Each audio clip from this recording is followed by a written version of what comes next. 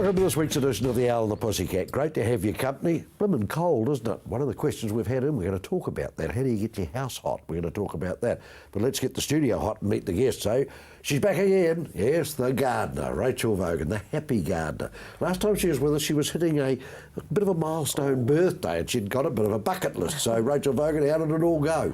Well, it's still going, actually. You know how I mentioned I was going to have the 45 days of madness? Yes. Well, I'm now up to day, I think, 67. So we're about to go on our first family holiday in 45 years. So we're, just keep ticking them off. Plus you're taking on a new project. Yes. In the inner city where Indochine restaurant used to be, next to the Pine Gold Guinness building, there's a new community garden being developed there. So at the moment, I'm busy just trying to make sure that it's set up in the right way, that it can be sustainable and open to everyone to come and use and share before the memorial is set up in the Pine Gold Guinness area. Right, well done. So that's another challenge at your esteemed new age, In which my is new good. age. Yeah, okay. Yeah. Tracy Chambers is with us, first time. Tracy, welcome aboard. Normally she's too busy to be able to get hold of her, which is that she runs her own company, of course, Chambers PR. One thing that I did find fascinating, who on earth was the groundbreaker that made you president of the Canterbury Chamber of Commerce, the first female? That's very groundbreaking stuff, isn't it? I think the boys thought it might be quite fun to have a female president, but I don't think it's really about whether you're a boy or a girl. It's around governance experience, but I have to say the people that I serve on that board with have been incredibly supportive, and Tony Searle from Ngāi Property has taken over the presidency this year, and he's certainly keeping everyone in line. You've got an awful lot on in your life, though, haven't you, going on at the moment? Just tell us a little bit about it from the PR point of view. What do you concentrate mainly on? So we do a lot of work around strategic engagement programs, and particularly in the area of either issues management or around partnering up companies or individuals to do some great stuff together. Most importantly, though, I'm a mother to 10-year-old Arthur and 7-year-old Emily, and my wonderful husband, Noel. Yes, Noel. Good golfer, Noel. Yeah, never mind. Okay. New panellist again. Lovely to have Helen Giles with us. You had an interesting take in your life. You've been very busy, Heather. You're in the art side of it. We know that. That's fine, theatre producing and that sort of thing. What drove you to go teaching midlife? Well, I've always loved children, and I've coached children in drama and netball. And I knew I had a way with children, and I decided at the ripe old age of 47, I think it was, that I would train to be a teacher. And I was lucky. I got in and I trained, and I've since got my Master of Education, and I've been the principal of the most remote school on the South Island, which was a wonderful experience. That was French Pass in the Marlborough Sounds. Pass, absolutely fabulous. Yeah, wonderful. And that was 2 years there. It was great. Good stuff. Right, let's get to your questions. The first one up is Kat from Christchurch, and she says, "Hi, Pete and the girls." So nice to you. You're girls, isn't it? Even you're right old age. Yeah. My partner wants us to move in together, and I'm really not sure if it's a good idea. Now, this is the bit that tricked me, and you might like to pick up on this. I think I love him. Well, okay, we'll work about that. I want to take things further, but it's a big step, especially when I have a child as well. What should I be thinking about before giving him my answer? Who wants to cut the teeth first up? Oh, look, if you've got in your letter not sure, that probably tells you everything that you need to know. Yeah. I did highlight it. Yes, Kat, you did. Yeah. But I think, you know that person who's right for you. You know that they make your heart flutter. I mean, whenever I see my husband, I go, oh, he's just so lovely. Oh. But I also know... So do I every time I see Noel. Yeah, that's because you want to have a round of golf with them. But I think you do know, and I can understand that when there's a child involved, but you have to look at, are they kind? Are they going to be there for me when things don't go right? And just knowing, my husband often says to me, "I've got your back, babe." And I love that, knowing that he's always got my back, and he's kind, and he's got a big heart, and I smile when I talk about him. And to me, that's one of the things this listener should ask herself is, does he make me smile and my heart leap when he walks in the door? Heather, a big step, isn't it? Yeah, you see, there's more to that, I think. There's more basic than that. Will you be moving into his home? Is it his own home? Will he be moving in with you? Is it your own home? Or will you be setting up another home together in a flatting situation? Or will you be buying a home together? There's actually the deeper logistics than just the heart fluttering, I believe. Rachel is also the child to consider. I mean, he's got her and wants her to move in. There's a lot about her. There's a lot of dynamics in play here, and we don't know if the child's really connected with its father and what the circumstances are. But my gut intuition is telling me, like, no way. I don't feel there's a foundation here if she's not sure Is it about the love. phrase in the letter that rings an alarm bell to It you? did with It me did to me. too. I think I love him. Totally, and you know, I roll with my gut instinct all the time, and it sounds wrong, it feels wrong. So I would say to her, I'd ease it up. Tell him that you're not sure, you know, and tell her you're not sure that I'm quite ready for this, or feel that we're strong enough for it. And maybe if time develops and their relationship develops, look at it down the track. Can we just sort of sum it up by saying buy some time? Oh, Don't rush definitely. it, just buy some time. Definitely, no and hurry. really look at the financial side of things too, Yeah. because a lot of people, either men or women, who winter's coming on, let's get cosy. We need a little bit of comfort here. Now, is she thinking of this because she wants financial security from someone else, or is she lonely? They can be very dangerous reasons Emotions, for yeah. setting up with somebody. I still want to know, where's the child in this? Is it being Totally. considered? And how old is the child? Yeah. Because Yeah. if the child's, you know, young and Right. has a lot of contact, it might be quite different. And also, she probably has to ask herself, is this about moving in, or does she deep down want to get married? Correct. You know, Okay. where does she see it heading? Right, let's move on, because I think buy time. And speaking of buying, it's a nice wee segue to go to. Hi, ladies, I need money fast. Don't we all? Do you have some ideas on ways to get rich quick that will actually work? Interesting. I'm a stay-at-home mum, so need something that works around that. And that's from Lee from Riccarton. Heather, what do we suggest? Darling, honestly, these women sitting with me, I know they're going to think the same as me. It don't come that easy. No. If it sounds a good marketing job working from home, if Yeah. it sounds too good, it is too good. Sorry, sweetie. The best years of my life, I was lucky enough to be at home with my children when they were little. The best years of my life, but we can't all have it, especially these days. Sorry, sweetie, get off your cute little and actually go out and get a job or train. Yeah, it doesn't actually Training's fall out of the great. sky, money, does it, Rachel? No, it doesn't fall out of the sky, but if she's a stay-at-home mum, there's lots of options. Like, obviously, I'm a gardener, so, you know, gardening, you can get $25, $30 an hour, so she could maybe look at doing someone. But you're a practical person as well. Could she make something and sell something? Well, of course she possibly could, but buying and selling is fraught. You've got to have some money to invest, and I'm picking from the letter from this person, she doesn't have a lot of equity or any money to invest. So why not do someone's ironing, offer to do someone's garden, maybe look after other children, walk people's dogs, all sorts of things, like really try and engage with people around you. We're running out of time, but you make people rich and famous, don't you, Tracy? It's not easy, is it? No, it's not easy, and I think she should probably maybe ask herself the question, what does she need the money for? And then look at, right, how do I, we call it a nickel and dime strategy, how do I put together a number of things to get myself that goal? And the one thing I would be really cautious about is even having quick rich in your mind. People often will then make bad decisions, and they can be easily conned. It isn't easy. We're coming back. We're going to take a commercial break because we've got to get rich quick here, you see. So we'll be back with part 2 of the Owl And The Pussycat for this week.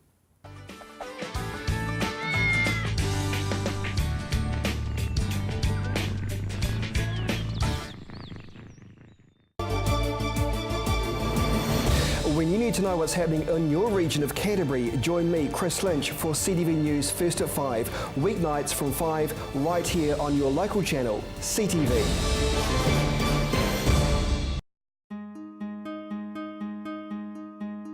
Computer not working? Replace or repair? DIY or get a technician? Looking for parts? Thinking of upgrading? Need accessories? You've got questions, we've got answers. Global PC.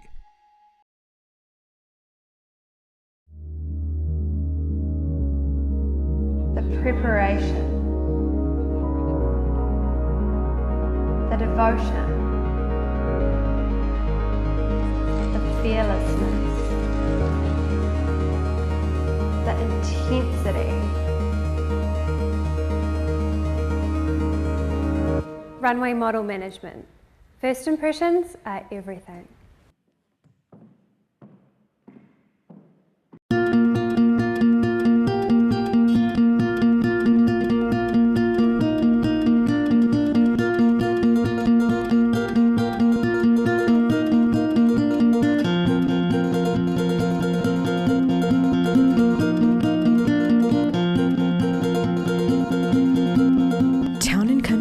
made to measure interiors, made with care, made for you.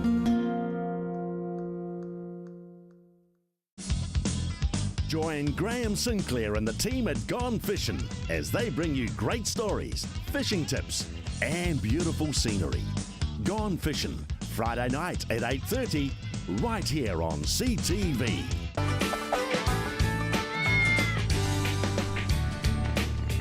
Welcome back. Holly from Sydenham, I don't really like your question, okay, am I allowed to say that?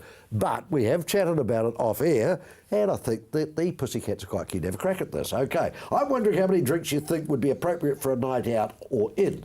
My close friends are drinking a lot these days, and I'm not sure it's a good thing. I try to limit myself for health reasons, but they don't seem to worry about their health at all. Keep your nose out of it. Okay, right, where do we go? How much is too much? Who's going to judge that? Well, you regulate yourself, don't you? You know, you can't sit in judgment of someone else about how much they're drinking, unless it's having Oh, come on, we all sit in judgment when people have too much. No, well, actually, I don't, because I sit in that category of someone who drinks too much too often. So, and I work hard and I play hard, you know, and I struggle for anyone to sort of try and narrow me down a bit. You know? Tracy, have you had to take somebody out and actually speak to them all? Well, I've got Yourself a number included? of, myself included. I've got a number of friends who approach drinking quite differently. So one of the most important people in my life, she doesn't drink at all. And that's only because maybe 1 out of 10 times she doesn't have a switch-off valve. So what happens is she behaves in a way that the consequences to everybody else are just not on. And she made the decision not to drink because she would hurt people. And I admire that strength. But what I also really admire is that if I want to have a drink, it's not an issue for her. If I have a drink, if I have a drink with her, in fact, she'd be more uncomfortable if I didn't. Is she still good company in the group? Oh, absolutely. Because She's one that's of the part of the fear funniest people have, I isn't know. it? I won't be playing the game. I'm on both sides of the fence here. I've been a real tearaway with drinks sometimes, and it's not I'm sorry, girls, it hasn't been a pretty look. But, however, my advice to this person here is to not judge them and don't act a wuss, have a couple of drinks with them, but show them that you're having just as much fun as they are without the inebriation, and the next morning ring them up at 7:30 in the morning and say, how about a jog? I'm feeling so good. Or and they will realise slowly that their hangovers aren't really working for them. No, it's interesting though, I've noticed recently a lot more people are drinking more water in between their drinks because they're trying to pace themselves with being able to keep on control of their mind.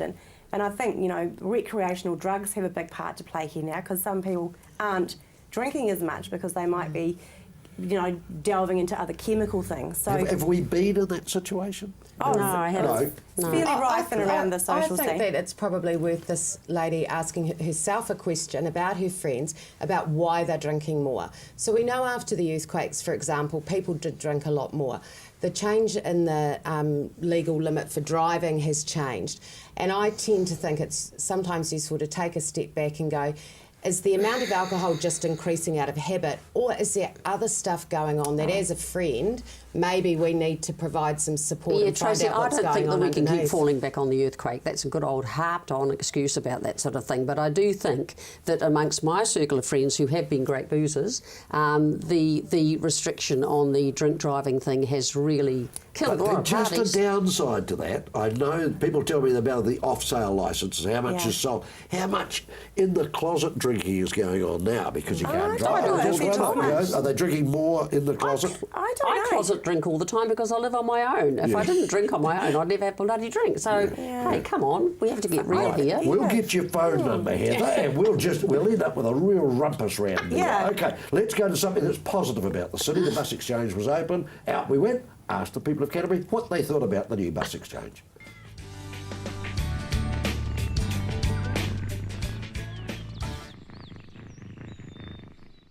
My children would use it. I wouldn't, personally. I work close to home. No, dear. I very seldom go into town. Oh, well, I use it because I don't drive. Yes, I would. Yeah, I would use it if I was able to. I'm a bit disabled at the moment with rheumatoid arthritis, but yes, I would use it. I don't use public transport. You wouldn't use it at all? No. No matter how good it was? No. I'd use it anyway. Yes, I would because I've got a fair distance and I don't drive, so I use the buses quite a lot. Well, I think they're adopting ideas of getting wheelchairs and stuff on, they're making it a lot easier now than they did before. Yeah. So if they kept improving... Yeah, definitely people would use the public system more than their cars, yeah.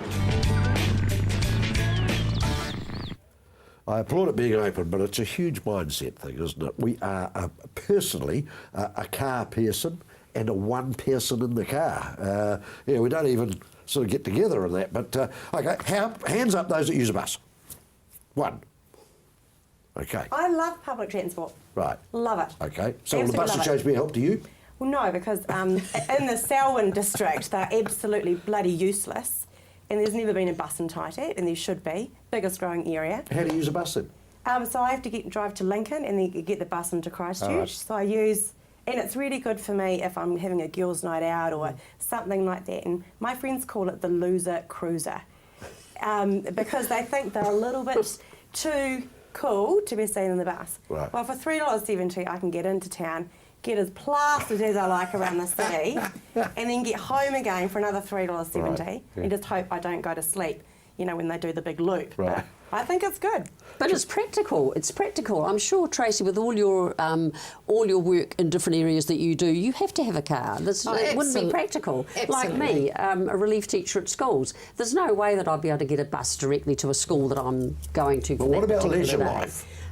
Leisure life, well, I've got my car, as simple as that. Well, I've got a car, that whole... You've got a new car there. That's the story in itself. Tell us a quick story. Oh, well, You were typecast. I have. I've recently bought a new car, and half of my friends have judged me thinking, oh my gosh, why would you buy a Volvo?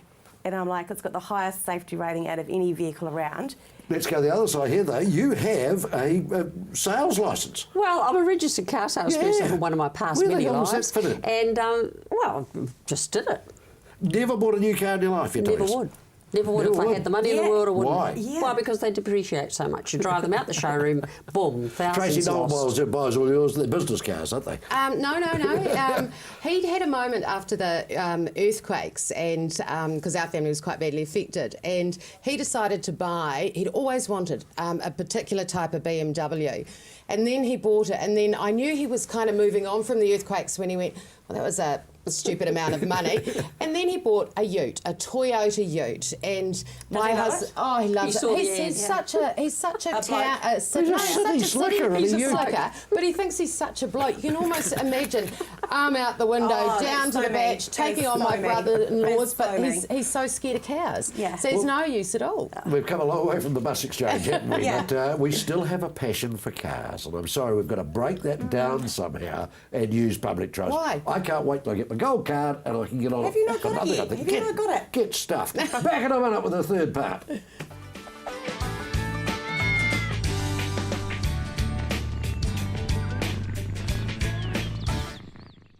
Kids Television is right here on CTV. Tune in every Saturday from 7 a.m. to 8 a.m. for an exciting range of fantastic kids programming. Join in with all the fun Saturday mornings from 7 a.m. to 8 a.m. on CTV. At Bowden Environmental, we specialise in all aspects of resource management, so you don't have to deal with the paperwork. With the skills and knowledge to organise any environmental work, we can guide you through the process from start to finish. From organising consents and farm environmental plans to pump and well testing, Bowden Environmental has it covered. Save time and remove the stress. See the specialist. Bowden Environmental. Computer not working? Replace or repair. DIY or get a technician. Looking for parts? Thinking of upgrading? Need accessories? You've got questions, we've got answers. Global PC. Come on down to Ferrymead Golf. Care for a game of paintball? How about some swings on the old driving range? Or on our par 3 9-hole golf course? Test your skills on the mini golf course or have a go at the airgun shooting range. Then relax at the Wow Cafe with one of our super succulent Wow Burgers. Whether you want to perfect your swing or are looking for a fun family day out, come down to Ferrymead Golf, 50 Ferrymead Park Drive, right next to the Ferrymead Heritage Park.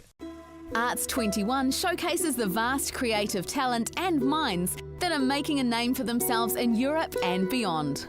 Think outside the square with Arts 21.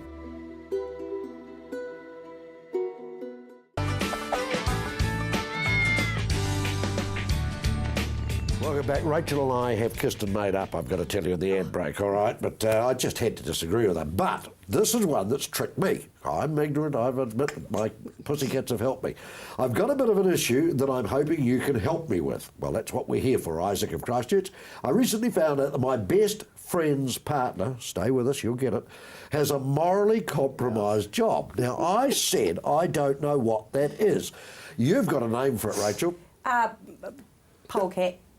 Polecat. Yeah. Right. Prostitute. Yeah. I think he sounds like Well, we haven't got judgmental twerk. Right, so we've and she established just what the asked what it friend's means. part or person does, okay? Morally compromised. I'd never heard of that, so there we go. As far as I'm aware, my friend doesn't know. Well, join the club, sunshine. I didn't either. I don't think he would be with her if he did. How the hell would you know? Did I tell him what I found out or stay right out of it? Oh. You get into it. Look, come on, he's got to stay right out of it. Her partner, his best friend, may well know that she's on the game, and they may be... a lot of young women who are highly intelligent go on the game to earn a bit of money to help them with studies and things. You can protect yourself doing that kind of thing. I'm a bit moral. I mean, I believe in monogamy and all that sort of thing, but I don't judge somebody else who wants to earn a bit of money, and his friend may well know. Wonder if Isaac uses her. Well, I want to know how he knows. Yes. So come on, honey. You've either done some digging, and what made you do some digging, and what are your motives in all of this? Did he arrive on her doorstep and think, oh, bugger, I know her? We might have answered an advert. Yeah. The problem, I don't have an issue, mate, with prostitutes per se, but what I have an issue with is that young people confuse love and sex. Right. So they, if they are behaving in a way that they are being paid for sex when they're young to earn money, they may not actually realise what love is. Can we just go back to Lee's question of Riccarton? Who's Lee? I need money fast. Wow! Meet up with Isaac and he can have apple boy. Don't worry. That's a dreadful thing to say. Why? You're saying it helps with the student loan. It's a dreadful thing to say to that young woman who wrote him wanting a quick fixed job at home. She may be a very decent, moral young girl. Well, she wouldn't have to get on the bus. She could operate from home. You define morals. Ooh. So define moral. Getting deep now, isn't it? Tracy, you've gone very quiet on me. Well, no, the observation that I was going to make in this whole area is just being really careful about, for this guy and also the quick rich scheme, all of these things, is taking that step back and asking yourself what's driving this. And if you think about what's happening with our young men, with the level of porn that young men watch, young women are under a huge amount of pressure because men think that what they're saying is actually what the girls should be doing for them. Yeah. And so we're not actually, it's that love and affection confusion. The girls not watch porn? Not to the same level. Not to the same degree. Do you not watch it, Dave? What? Do you not watch it? Now, moving on. Oh, nice. No, Show me the money. I want to catch up with Isaac's friend. That's what. Show me the money. I think you made an interesting observation that Tracy, you'd love to have run a business. Look, honestly, I've always joked that I'd love to run a brothel because it's simply about supply and demand. Yeah. And good cash industry. Absolutely. I've got a name for your brothel. Swallows. All right, moving on. We will move on. You count it. I think you're going to get better with age. Aaron from Rangiora says, hi all, I'm ready for a huge change in my life, aren't we all? I want to start living after years of being overweight and hiding from the world. I can talk about this. I'm feeling more confident Tracy interrupted me there, and like I want to make up for lost time. I just don't know where to start. Please help me. I've lost 46 kilos in the last 3 years. Oh my goodness. That's amazing. I put on a lot of weight. I was quite unwell. And then you get into that habit of not exercising. And it's been a really interesting journey. However you end up losing your weight, you actually have to rediscover your own identity. And the thing I've found the most fascinating is I feel good, so I behave differently. So if I'm positive, I'm not as depressed, you know, all of those types of things. The one thing I found fascinating is how other women treat you. I was going to ask you that. You know, so when I was a fat tart, you were never a threat. Nobody was ever worried that you were going to run off there with their husband. Yeah. When you lose a bit of weight, some women kind of look at you a little bit. It's a game changer. Well, excuse me, I am a fat tart. Yeah, not. But honestly, all I can say, the agony. One of my husbands used to answer. You know, they had turns in the newspaper apparently answering the agony aunt questions years ago, and the stock standard one, if they were stuck on an answer similar to this sort of thing, join a club. Well, you know, seriously, she could actually join a club, depending on her interests. She might be an academic type or enjoy bridge or chess. She might be sporty now she's slimmer. Just join a club, because that way you meet people and you're integrating, and that's how it all starts. There is huge pressure on appearance today, though, isn't there? There is total pressure on appearances, yeah. And the lady that did our makeup today, she was really interesting because she's invested in doing a makeup course, and she is actually starting to teach young people, young women, how to put makeup on age appropriately. And so self-image, tying it back to weight, you know, just giving them the self-esteem so they feel good, look good. And if you feel good, like, I can imagine how great you feel. And it is oozing out your pores. And the worst thing about weight is it pulls you down emotionally and physically. But it's generally about other stuff as well, though, to be fair. So, you know, like when you do put on weight, again, it's that, right, what's driving that? And mine was a combination of being unwell, but also, you know, depression's right throughout our family. And it becomes a friend of mine, Wendy Davey, talks about the vortex of negativity. And I look at my daughter, Emily, who's 7, and she's a bigger built girl. Now, she'll be 6 foot something like her father, and she'll be absolutely fine. But you do watch and hear what other children say to her or other parents. And, you know, one mother said to me once, "Oh, she's a big lass, isn't she?" And I said, "She's got an even bigger heart." And I had that mother bear look on my face, which was, "I dare you to go another step further, honey, because I don't want her to be worried about weight."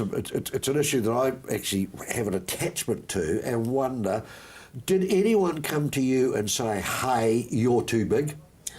No, because... would have been a favour, though, wouldn't it? No, I'm a scary cow. I wouldn't have done that.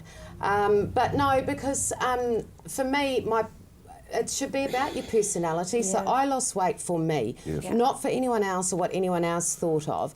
My husband, a wee while back, said, "You've got a bony butt, don't lose any more." It hasn't affected how he feels about me.